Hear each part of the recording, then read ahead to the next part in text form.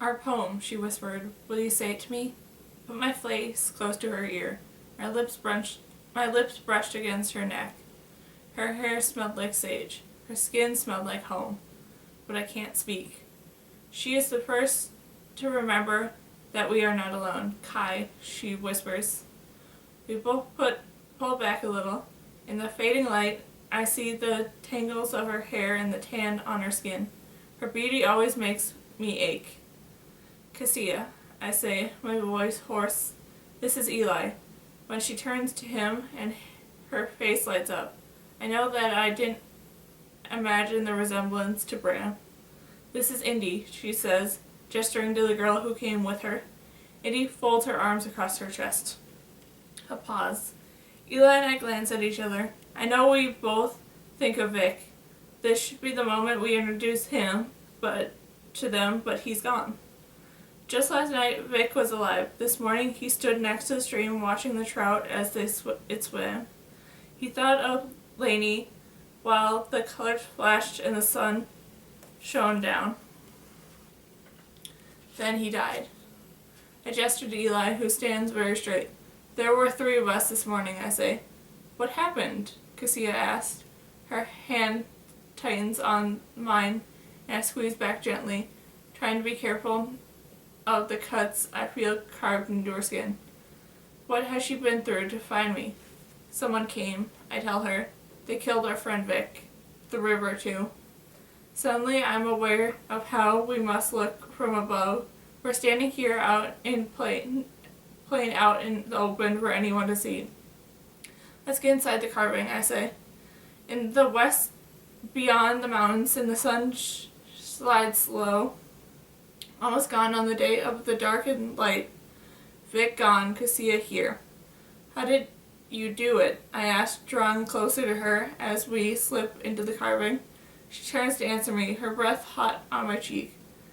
We came together to kiss again, our hands and lips gently and greedily with each other. Against her warm skin, I whisper, how did you find us? The compass, I say, and she presses it into my hand. To my surprise, it's the one I made of stone. So where do we go now? Eli asks, his voice wavering. When we reach the spot where we camped with Vic, it still smells like smoke, the beam of her flashlights catching the silver of the fallen fish scales. Are we still going to cross the plain? We can't, Indy says. Not for a day or 2, anyway. Cassia's been sick. I'm fine now, Cassia tells us. Her voice sounds strong. I reach for the turret in my pack and start another small fire. I think we stay here tonight, I tell Eli. We can decide more in the morning. Eli nods and without asking begins to gather brush for the fire. He's so young, Cassia says softly. Did the society send him out here? Yes, I say. I strike the church. Nothing. She puts her hand on mine and I close my eyes. The next time I strike, the spark snaps and flies and she catches her breath. Eli brings an armful of stringy, tough brush. When he adds it to the fire, it crackles and smell of the sage rises into the night, sharp and wild. Cassie and I sit as near each other as we can. She leans on me and I keep my arm around her. I don't fool myself that I hold her together. She does that on her own, but holding her keeps me from falling apart. Thank you, Cassia tells Eli. I can tell from her voice that she smiles at him, and he smiles back barely. He sits in the spot where Vic sat last night. Indy moves and gives Eli more space and leans in to see the fire dance. She glances at me, and I see a flash of something in her eye. I shift position a little, blocking her view of us with my back and angle my flashlight so that it shines on Cassia's hands. What happened? I ask her. She looks down. I cut them on rope. She said, we climbed into another canyon looking for you before we came back to this one. She glances at the other 2 and smiles at them before she leans in more closely. Kai, she says, we're together again. I've always loved the way she says my name. I can't believe it either. I had to find you, she says. She slips her arm around me underneath my coat and I feel her fingers on my back. I do the same. She's so slight and small and strong. No one else could do what she's done. I pull her even closer, the ache, and I realize of touching her, a feeling I remember from the hill. It's even stronger now. There's something I need to tell you, Cassia whispers in my ear. I'm listening, I say. She takes a deep breath. I don't have the compass anymore. The one you gave me back in Oria. She hurries on, and I hear the sound of tears in her voice. I traded it with Arctivus. That's all right, I tell her, meaning it.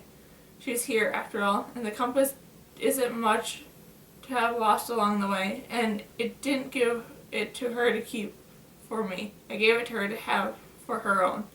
Still, I'm curious. What did you get in the trade? Not what I expected, she said. I asked for information about where they are taking aberrations and how to get there. Cassia, I say. I stop. That was dangerous, but she knew that when she tried it. She didn't need me to tell her. The activist gave me a story instead, she says.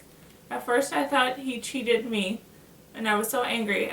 All I had left to get me there were the blue tablets. Wait, I say, blue tablets? From Xander, I say. He kept them because I knew we needed them in the canyon to survive. She looks at me and misreads the look on my face. I'm sorry I had to decide so quickly. It's not that, I tell her, grabbing her arm. The blue tablets are poisoned. Did you take any? Only one, she says. And I didn't believe they're poisoned. I tried to tell her, Indy says. I wasn't there when she took it. I breathe out. How did you keep moving? I ask Cassia. Have you eaten? She nods. I pull out some of the flatbread from my bag. Eat this now, I say. Eli reaches into my bag and holds a piece of bread too. Cassia takes the food from both of us. How do you know the tablets are poisoned? I ask her, her voice still doubtful. Vic told me, I say, trying not to panic. The society always told us that if there was some kind of disaster, the blue tablet would save us. But it's not true. It stops you instead.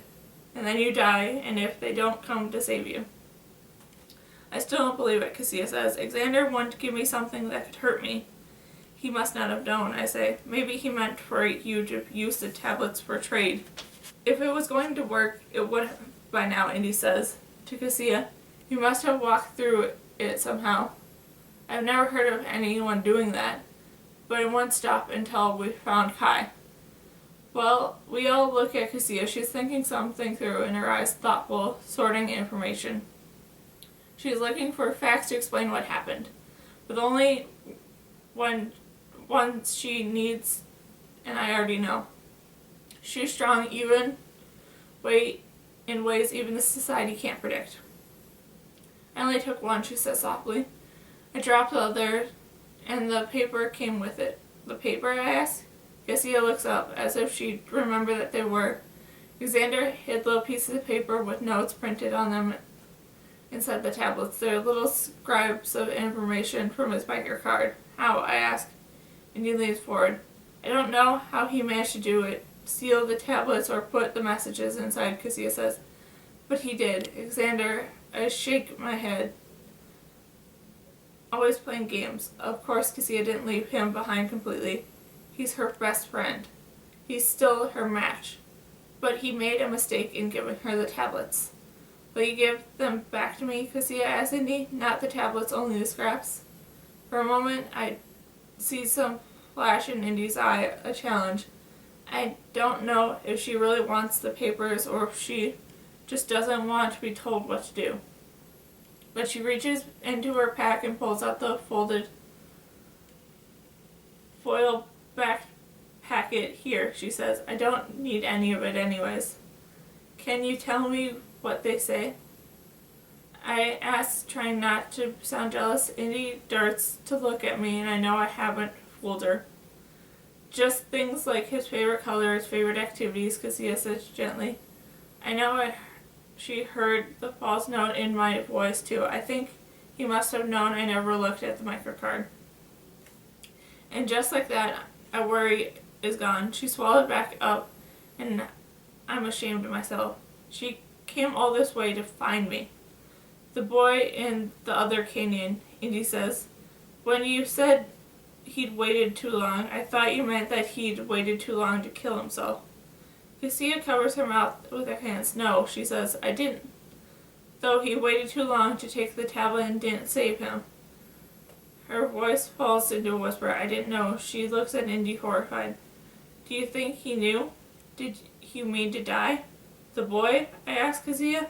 So much has happened to us while we were apart. The boy who ran with us into the car ring, Cassia says. He is the one who showed us where you went. How did he know? I asked. He was one of the ones you left, Indy said bluntly. She moves back from the dying fire. The light barely reaches her face. She gestures at the canyon around us. This is the painting, isn't it? She asked. Number 19. It takes a moment to realize what she meant. No. I say, the land looks alike, but the carving is even bigger than this one. It's farther to the south. I've never seen it, but my father knew people who had. I wait for her to say something else, but she doesn't. That boy, Cassia says again.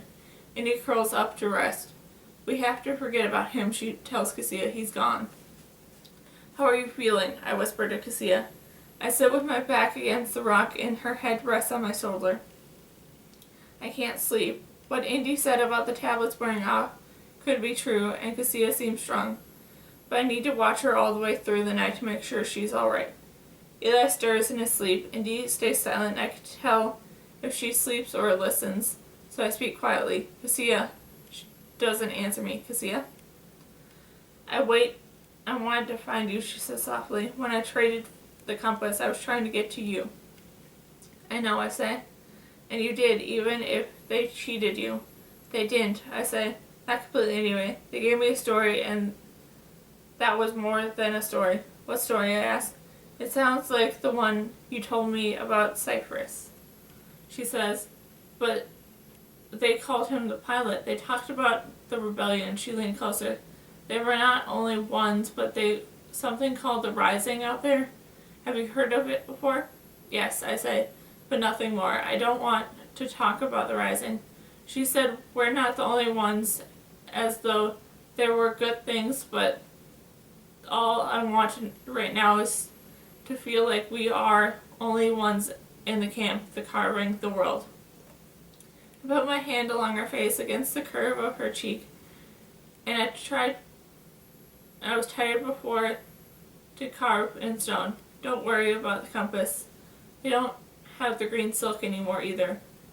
Did they take that too? No, I say. It's still up on the hill. You left it there? She asked, surprised. I tied it to a branch on one of the trees, I say. I didn't want anyone to take it away. The hill, Cassia says. For a moment we both stay silent, remembering, and then she says in a teasing note with her voice, You never said the words of our poem to me earlier. I lean closer to her. This time I speak. I whisper. Though part of me wants to shout, Do not go gentle. No, she agrees, her voice. Her skin soft in a good night, and then she kisses me hard.